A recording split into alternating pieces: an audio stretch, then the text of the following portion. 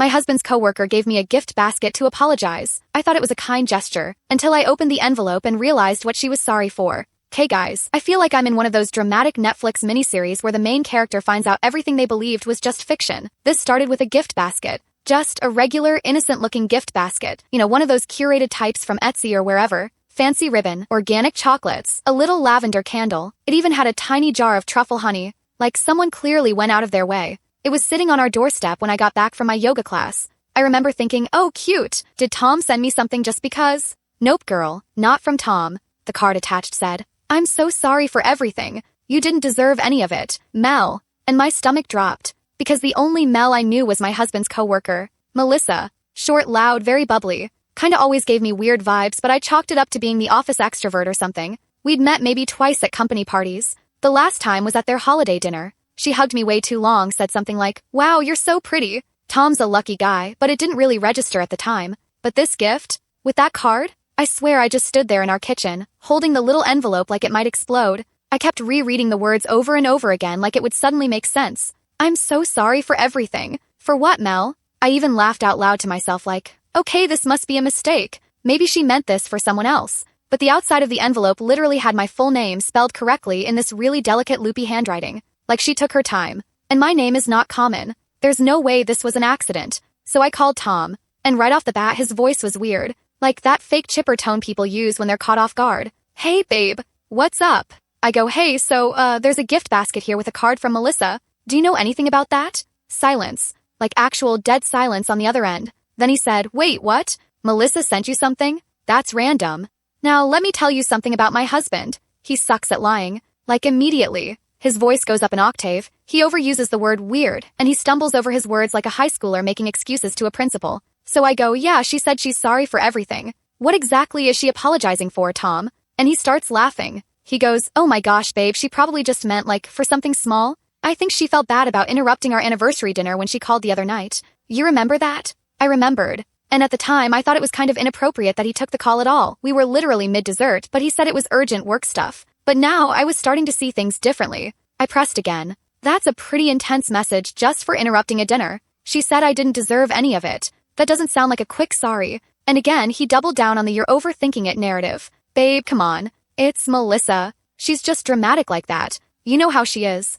Do I? 'Cause I thought I knew who she was. I thought she was just that work buddy who called a lot and overshared about her dog's kidney problems. Now I wasn't so sure. After we hung up, I sat at the kitchen counter and looked at the card again. That's when I noticed there was something on the back. In smaller handwriting, like she didn't want it to be the first thing I saw. It said, I don't expect forgiveness. But I couldn't lie to myself anymore. I froze. Like suddenly my brain connected 5 different dots at once. The late nights. The way he always turned his phone face down. The weird comment Melissa made last month on his Instagram post. Miss those late office nights, LOL fire emoji, which I thought was just her being quirky. And then the ultimate cherry on top. I remember Tom once joked about how if we ever broke up, Mel would probably swoop in immediately. I laughed at the time like a dumb little sitcom wife. But now I was sweating. I decided to do what I should have done a long time ago. I opened his laptop. Tom never changes his passwords. He's been using the same combo since college. His football number and the name of his favorite band. I know, very original. And right there in his email drafts was a half-written message to Melissa that started with, I don't know how to tell her.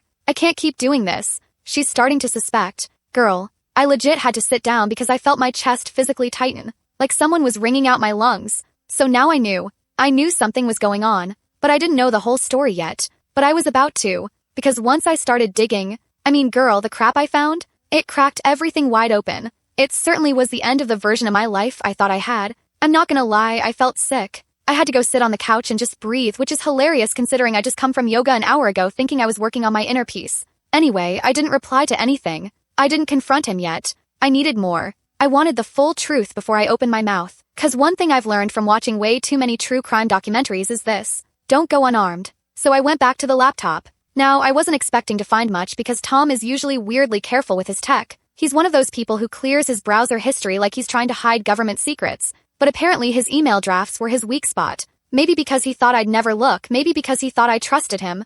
Oops. There were 3 drafts. One was that half-written confession. Another one was a reply from him to her, which he never sent, that read, I keep thinking about last weekend. I know it wasn't just a fling for you either. I feel like crap every time I see her face. And the third one was older, time-stamped from 5 months ago. It said, She's been asking questions. I think we need to be more careful. That was when it hit me. This wasn't one night of regret. This was months. Multiple messages, cover-ups, and possibly more than just that. And what makes it worse? I knew something felt off back then. 5 months ago was right around the time he started putting on cologne before quick coffee runs. When he started flinching whenever I touched his phone. I remember even joking one time, "Wow, who's the girl?" while he was putting gel in his hair before a work-from-home Zoom meeting. He laughed it off. Can't a man try to look good for his wife? Oh, please. Anyway, I kept digging. And this is where things get really weird. Because as I was going through his files, I found a hidden folder on his desktop called Invoices. Totally normal sounding, right? No, not normal. Inside,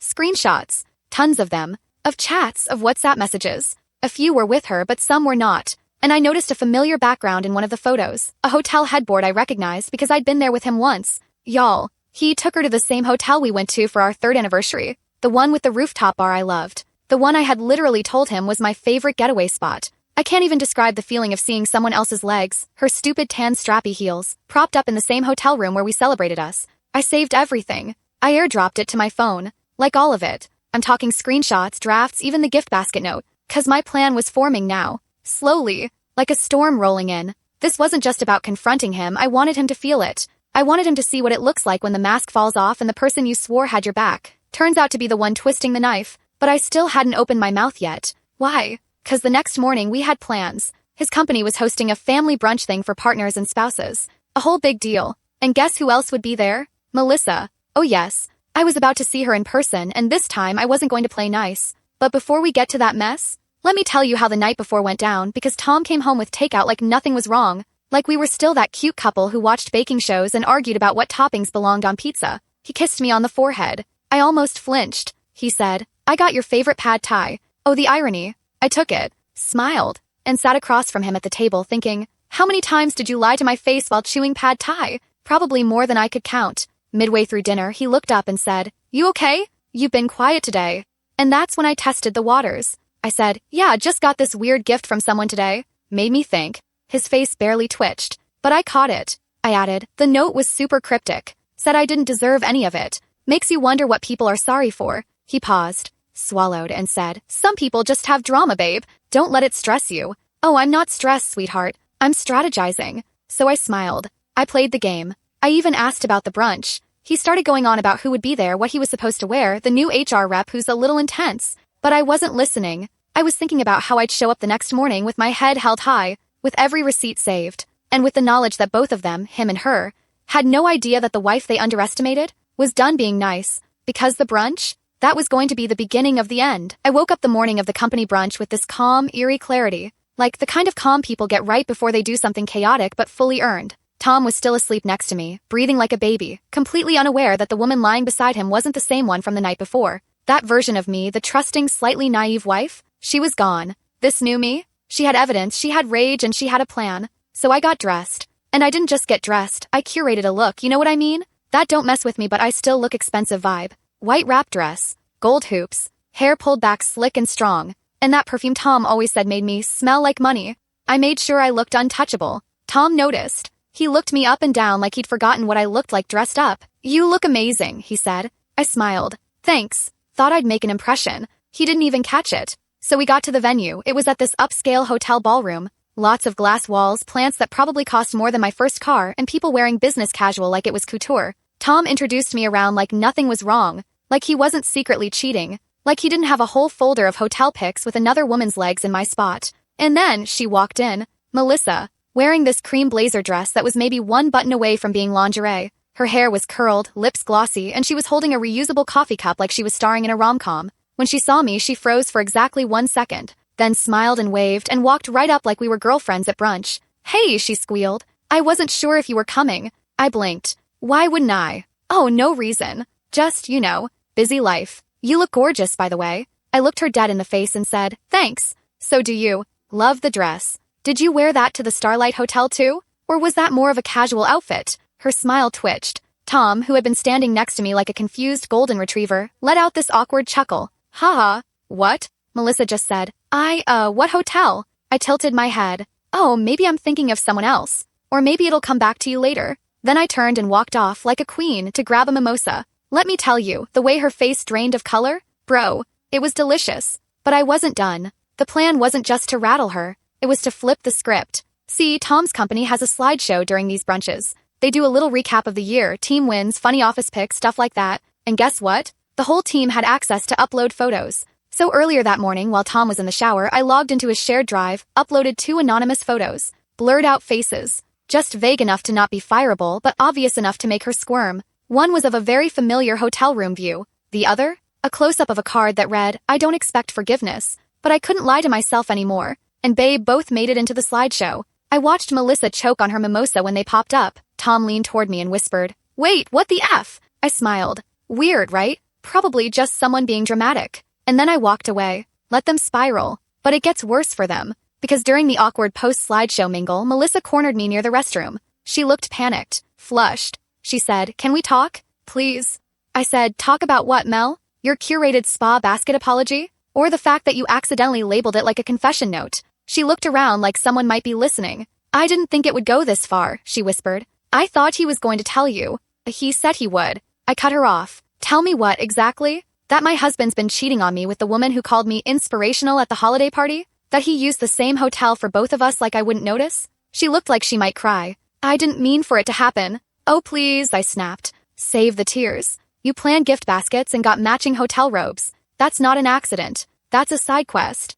And I walked away again. Because the moment she said, "I didn't mean for it to happen," I knew everything I needed to know. She wasn't sorry she did it. She was just sorry she got caught. So I got in the car with Tom, drove home in silence, and let the silence crush him. Let the guilt stew in the awkwardness. Let him wonder. Because when we got home and he finally opened his mouth to say something, I said, "Save it. I'll talk when I'm ready." And babe, I was ready. So after the brunch, I basically went full silent mode. Not the petty kind. I mean the strategic, terrifying, she knows something and I don't know what, kind of silence. Tom, meanwhile, was twitchy, checking his phone every 5 minutes, hovering around like he wanted to say something but couldn't figure out which lie to pick. And I just kept giving him polite, short answers like, "Yes.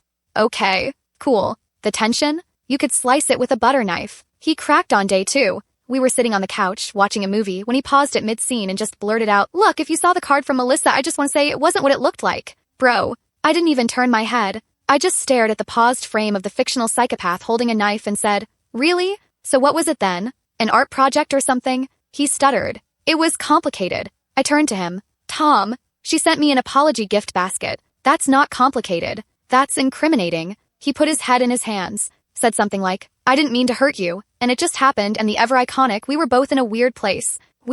As if I wasn't the one being lied to, as if I was somehow a co-star in his betrayal. But here's the part that really made me want to laugh in his face. When I asked him, "How long?" he said, "A couple months."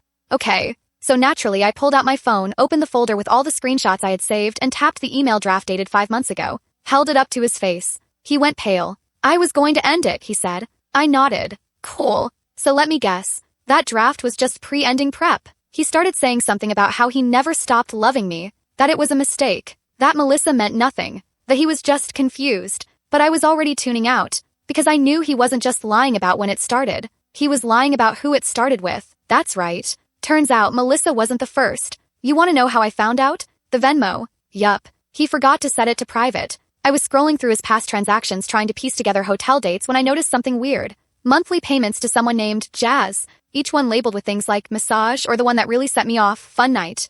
Girl. I clicked on Jazz's profile. Profile picture? A selfie in a mirror, wearing the hoodie I gave Tom for Christmas. I went numb, clicked her socials, saw multiple posts from earlier that year tagging the same places Tom and I had supposedly gone as a couple. But I remembered those weekends. He had told me he was on work retreats. He'd even called from hotel lobbies and said things like, "We're slammed with meetings, babe." Meanwhile, this girl was posting boomerangs of champagne flutes on private balconies with captions like, "Finally spoiled the way I deserve." The way I deserve? My blood pressure was in the sky. I DM'd her. I said, "Hi, I'm Tom's wife. Just wanted to confirm whether y'all have been dating or if these payments are part of some weird misunderstanding." She read it, didn't reply. Instead, she blocked me, which like, babe, that's a yes. So at this point, I'm staring at all these receipts, realizing that Melissa was just the visible part of the iceberg. And the ship was going down. So I walked into the bedroom, holding Tom's laptop. He looked up from his phone, probably texting someone to panic rehearse his next lie. I dropped the laptop on the bed and said, "You cheated on me with 2 women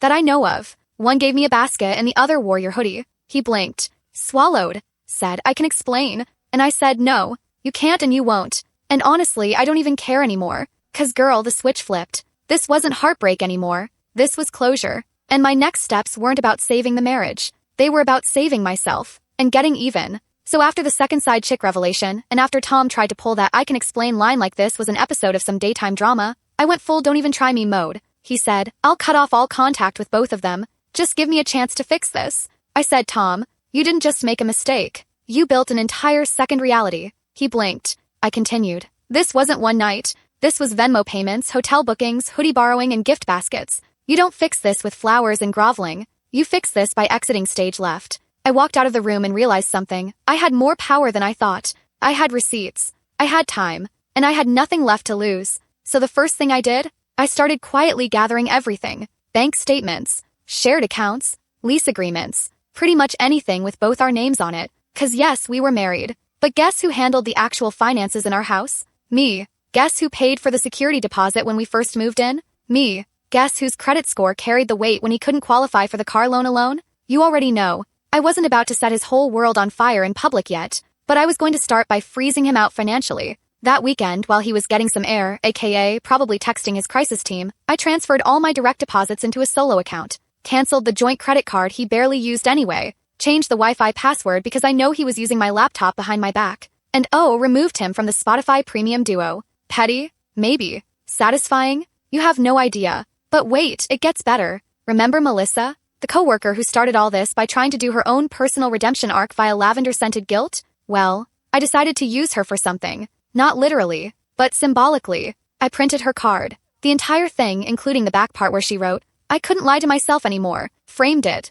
put it on our entryway table. So every time Tom walked in or out, he saw it. I wanted that guilt to marinate, but the final blow hadn't come yet. Because here's the real twist, I was planning to leave. Not just leave the marriage, leave the house. But not before making sure his golden boy reputation at work got a nice little tarnish. You see, I remembered something from the company brunch. One of his coworkers, Jen, I think, mentioned how Melissa had transferred teams recently. Something about HR being involved. That was interesting. So I DM'd Jen, casual tone, friendly, said something like, Hey, random question. Do you know why Melissa left Tom's team? Hope everything's okay. She replied in like 5 minutes and said, Oh gosh, you didn't hear? HR started an investigation. She and Tom were getting a little too close during office hours. As someone reported it like it was a whole thing. Y'all, I nearly levitated. So not only was he heating, he was on HR's radar for it. And the best part? He never told me, but now that I knew I had options. 'Cause he thought this was between us. But corporate Tom was about to learn what it felt like when personal mess leaks into professional consequences. So I typed up a little email. Anonymous. No threats, just screenshots, timeline, and names. An attached photo of the apology card, for context. Subject line. Documentation regarding recent workplace misconduct. Employee Tom, last name. Sent it to HR. Hit send. Closed the laptop. And exhaled. I don't even care if they didn't fire him. That wasn't the point. Point was, I took my voice back. Because for months, maybe longer, I was the one walking around like a clueless extra in his secret double life. Not anymore. By the time he walked back into the apartment that night, I was already halfway packed. He looked around and said, What are you doing? I said, leaving. Before I start resenting myself for staying. And the look on his face? Panic. But quiet panic. Kind that comes when someone realizes the game's over and they did it to themselves. And guess what? That's not even the end. 'Cause Melissa? She wasn't done either. And her next move? Backfired so hard I almost felt bad. Almost. So, flash forward a few days. I'm officially moved out staying with my cousin, who, by the way, had always said Tom gave her walking red flag vibes and I just laughed it off like a fool. Anyway, I'm minding my business, sipping on an oat milk latte and trying to emotionally reattach my nervous system when I get a text from an unknown number. Just says, Can we talk? I think you deserve to know what really happened. Girl. Not her. Not the side chick with the gift basket trying to go full tell-all documentary interview mode. I didn't reply. But 2 hours later, she messaged me again. I didn't mean to hurt you. I thought Tom was going to leave you. I thought he already had. And then she dropped this. He told me you were just his roommate now. Excuse me? I actually laughed. Out loud. In public. Roommate? That man was literally cuddling me on the couch and stealing my fries not 2 weeks before. Roommate where, ma'am? But now I was curious. So I asked her, one message super short. When did it start? She replied within 10 seconds like she'd been waiting. Around January, but we were flirty before that. It got physical after the company retreat. Pause. That retreat? That was the same weekend Tom told me he needed space to clear his head and booked a solo cabin Airbnb. Yeah, I helped him pack for it. Bought him snacks, wrote a little note that said, Come back to me happy. Girl, I can't even. Anyway, I didn't reply again. I'd had enough info. It was like watching a car crash you weren't in, awful, but you just can't look away. But Melissa, oh, she wasn't done embarrassing herself, 'cause apparently HR took my anonymous tips seriously. And when they started asking more questions, she cracked. A friend of a friend at the company, let's call her Bree, texted me like, OMG girl, what did you do? Melissa had a full-on meltdown during her 1:1 with HR. Turns out she tried to clear her name by blaming everything on Tom. She told HR that he pursued her relentlessly, that she felt pressured, and that she tried to end it but he emotionally manipulated her. Now look. I'm not saying she didn't also get used, because Tom is manipulative, but let's not rewrite history here. She sent me chocolate truffles and a candle with an apology card. That's not I was manipulated. That's guilty and scared. And corporate HR? They don't play. So a week later, Bree texts me again. Melissa's been let go. The word is she broke confidentiality and tried to spin it to save face. Total mess. Oops. But it gets juicier. Because about 3 days after that, Tom texted me to say, hey, I think we should talk. Melissa's been telling people you went to HR to ruin her life and that it was all a setup. This is spiraling. I stared at the screen. This is spiraling? No, sir. This was justice. So I replied, I didn't ruin her life, you both just didn't think I'd stop being quiet. And then I muted the convo. 'Cause I was done letting cheaters make me feel like I'm the problem for speaking the truth. But the cherry on top? The next day, I got a message from someone I never expected. Jazz. Yup. Venmo girl. Hoodie girl. Champagne on the balcony girl. Like God. She sent me screenshots. Screenshots of her convos with Tom. Not just old ones. New ones he'd been texting her recently. After Melissa. After I moved out. After he told me he was trying to become a better man. He'd messaged Jazz and said, I'm single now. Things are messy, but I miss what we had. I almost threw my phone into the nearest river. He really thought he could just rotate them like seasonal candles. So I sent her back one line. Thanks. You helped confirm everything I needed. And then I blocked them both. So after blocking literally half the cast of my personal soap opera, I took a real deep breath for the first time in months. I was free. And I didn't even realize how heavy it had all been until I finally dropped the weight. The first week in my cousin's guest room was weirdly peaceful. Like emotionally quiet. I walked barefoot in the kitchen, I watched trash TV without being judged. I cried when I needed to and laughed when I didn't expect to. I made pasta at 11 p.m. just because I could. And one night, while I was scrolling through Instagram in my sweatpants, this name popped up in my DMs that made my heart stop. Ethan. We hadn't talked in 5 years, but I knew exactly who he was. Ethan was my almost something from before Tom, the guy I always described as bad timing, wrong chapter, right person. We met in grad school, fell into this intense, messy, wonderful friendship that flirted with becoming more, but then life happened. I moved for work. He got serious with someone else. And that was that. Except, here he was, texting me. He said, hey, this is super random and I have no idea if it's weird to reach out, but I saw your last post.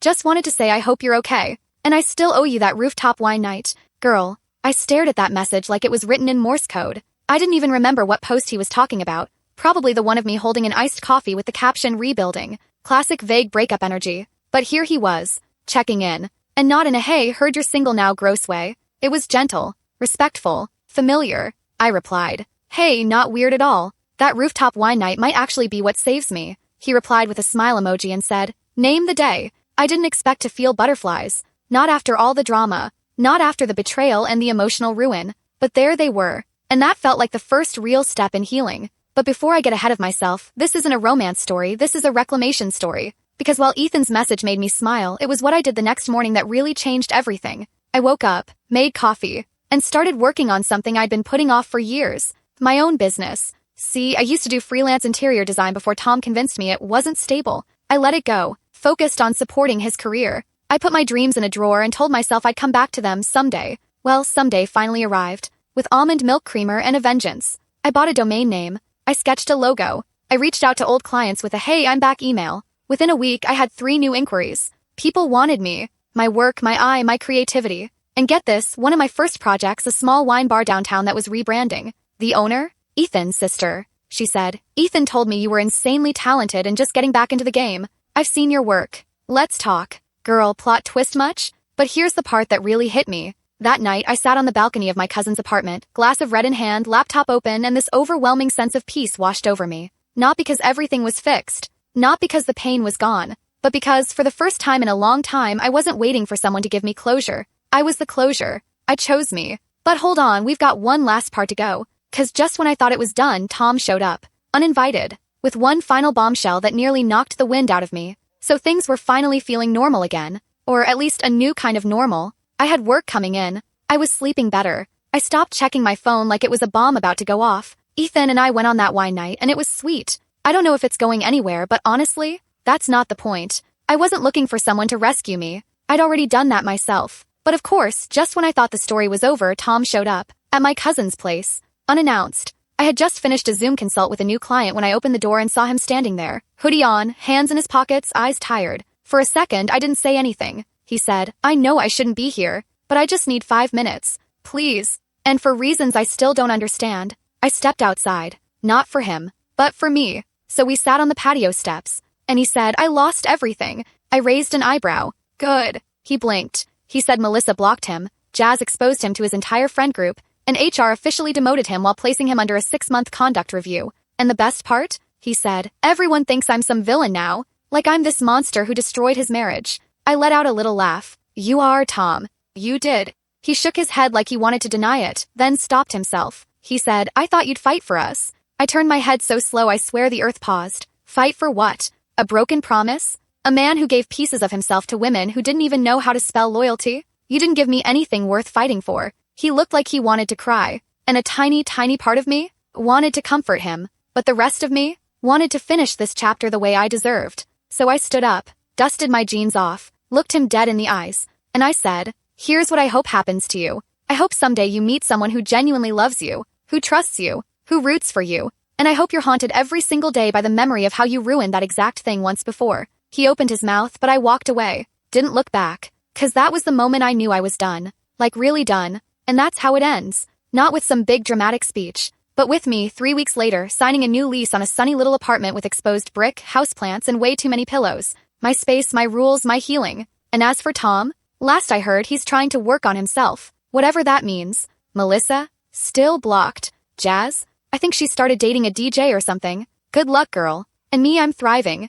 I've got a wine bar opening to design, a cozy reading chair that no one else sits in, and a list of rom-coms to binge without anyone saying, "Oof, not this again." Oh, and that framed apology card from Melissa. I threw it out. Didn't need it anymore. I've got my own closure now, and it doesn't come with ribbon. Anyway, moral of the story? Don't ignore your gut. Thanks for listening, guys, and consider subscribing if you liked the story. I'm out.